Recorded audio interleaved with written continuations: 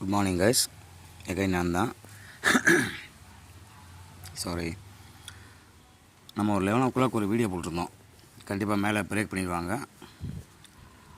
நான் அதை double டாப்பாக consider பண்ண மாட்டேன் அப்படின்னு சொல்லிட்டு கான்ஃபிடண்ட்டாக போட்டு ஒரு ட்ரேடு எடுத்துருந்தோம்.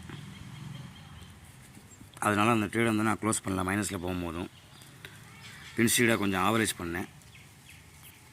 அது இப்போ வந்து ஒரு 50K to 60K அந்த ரேஞ்சில் ப்ராஃபிட் போயிட்டுருக்கு.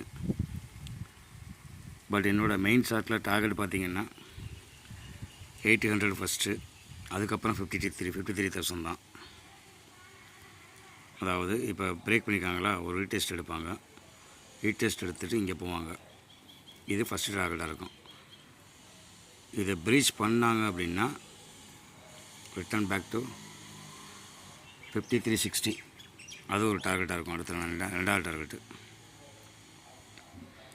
ஸோ இன்றைக்கி